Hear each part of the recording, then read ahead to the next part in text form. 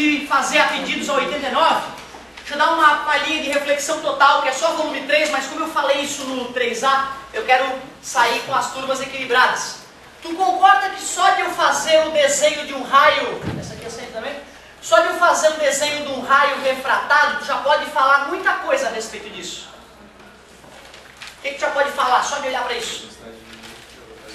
Velocidade diminuiu, então está dizendo que VB é menor que VA. Por que tu falou isso? Porque o ângulo de incidência é maior que o ângulo de refração, porque I é maior que R. Como I é maior que R, quando o ângulo diminui, a velocidade diminui. O ângulo e a velocidade acompanham um ao outro.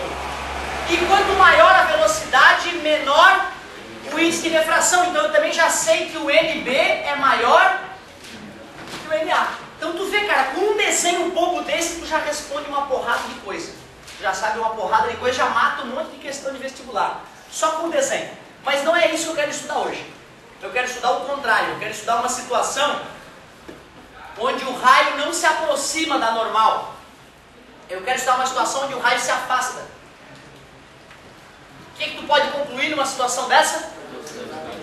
Já que o R, o ângulo de saída, é maior que o I, eu sei que VB é maior que VA. E eu sei que NB é menor que NA, não é isso? Já que tu sabe que a velocidade vai aumentar quando a luz for do meio A para o meio B, e portanto o ângulo deve aumentar, se eu aumentar ainda mais o ângulo de chegada, o que vai acontecer com o ângulo de saída? Aumenta ou diminui?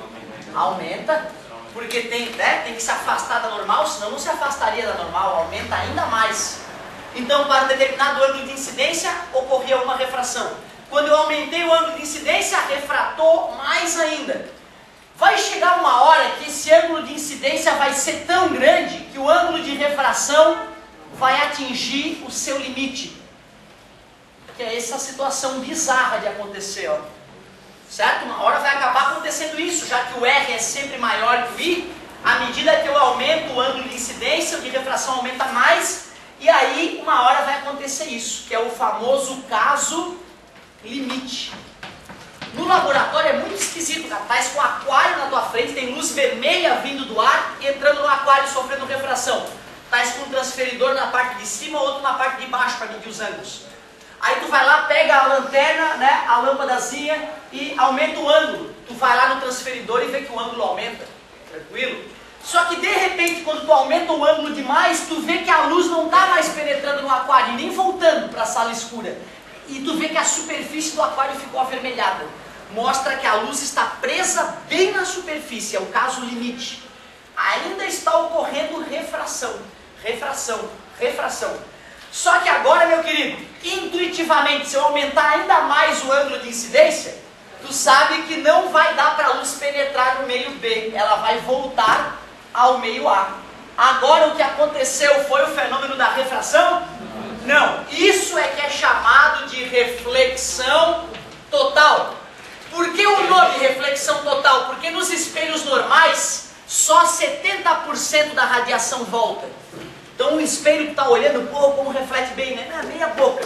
70% só está voltando, 30% ou está penetrando no espelho, ou está sendo absorvida. Olha que loucura. Agora, nessa situação, cara, quando tu tem dois materiais transparentes, a luz tende a aumentar de velocidade quando vai para o meio B. Se o ângulo de chegada é bem grandão, não vai nenhuma gota de luz para dentro do outro líquido. 99,9% da radiação volta. E esse pouquinho, professor, é absorvido pela superfície, certo? Mas essa reflexão é uma reflexão de alta qualidade, por isso é chamada de reflexão total. Nesse caso, agora tu já sabe que o ângulo de incidência é igual ao ângulo de reflexão, né? É outra lei agora que está sendo usada aqui, uma lei bem mais simples, né? Do que N de chegada, N de chegada igual a N de saída, N de saída. A pergunta é, se a luz estivesse indo do meio B para o meio A, também seria possível ocorrer reflexão total? Não, né? Porque se fosse o contrário, de B para A, gente, a luz ia se aproximar ou se afastar da normal? Se aproximar, e quando a luz se aproxima da normal, não tem chance de voltar, de ocorrer reflexão total. Então nessa situação não pode ocorrer reflexão total. Tu já sabe o que é reflexão total, que é quando a luz tenta passar de um meio transparente para outro de maior velocidade e o raio, em vez de atravessar, é refletido. Só que é importante saber quando que isso acontece, a partir de quando. Fica à vontade, amigo. Galera, Sandriele Adriane, Heloísa Araújo, Fábio Henrique, Daniele Borga, Antônio Luiz Rosa, Pablo Douglas e Isabelle Constantino. A Isabelle é pertence, o resto são faltantes.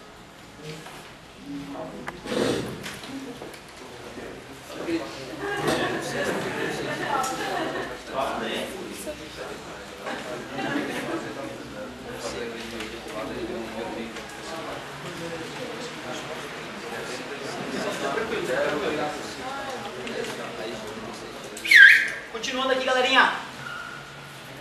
No caso da reflexão total, para poder acontecer, a primeira condição tu já sabe, a luz tem que ir de um meio menos veloz para um meio mais veloz.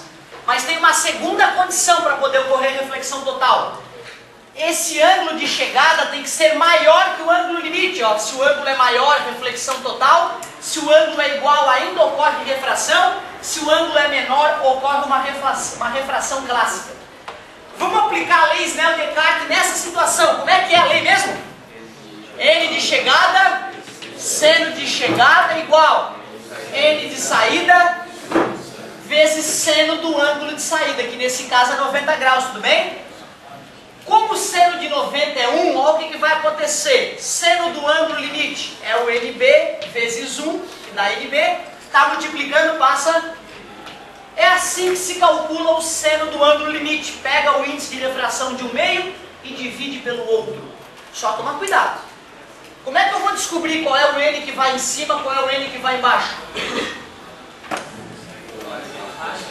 Parabéns, o seno só qual é o maior valor possível para seno? 1, não é isso? O maior seno que existe é 1. Então, para esse cara dar 1 ou menor que 1, tem que ser o N menor em cima. Com mais peixe, peixe é saúde. Caminhão do peixe. Realização da Prefeitura Municipal de São José.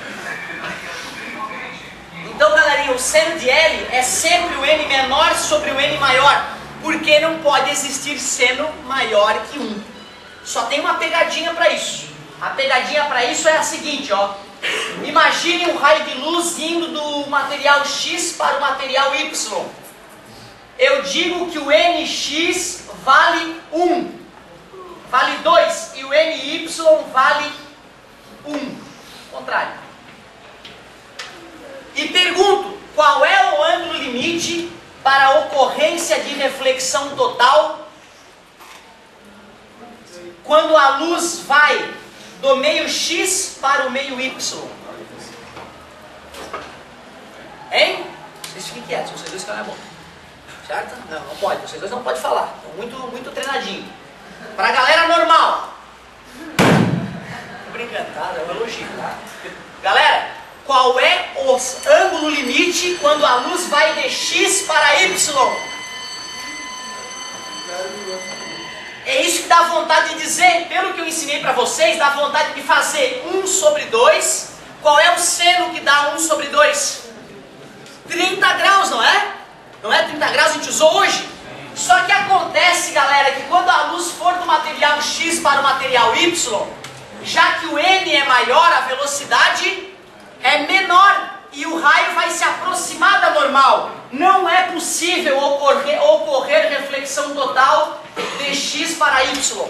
Não é possível, era uma pegadinha, não existe esse cálculo. Mas tu acabou de ensinar que é o menor sobre o maior. Mas isso é quando a luz vai de um meio de menor velocidade para o meio de maior velocidade. Nessa situação, de X para Y, não pode ocorrer reflexão total. Se fosse uma questão discursiva, deveria ter escrito assim, ó. É impossível ocorrer reflexão total de X para Y para qualquer ângulo. Porém, de Y para X, o ângulo limite é 30 graus. Aí tu faz a continha, tá beleza? Então, cuidado. Não é porque tu sabe calcular que tem que calcular, porque tem situações que não existe esse ângulo, tá? Porque não tem ângulo limite. De A para B tem ângulo limite, de B para A, nesse meu exemplo, tem ângulo limite? Não, pode chegar até com 89,9 graus, vai penetrar no meio A, beleza? Vocês me perdoem, galera, eu queria mesmo poder fazer 89 e a 90, um amigo também pediu a 90, mas não tenho como, galera, senão eu ia acabar deixando as turmas fora de sintonia. Deixa eu ver se eu posso dar uma ajuda. Ó, galera, a 89, se tu anotar os dados na figura, tu consegue achar os ângulos de incidência e refração. Vai ficar mais fácil de fazer.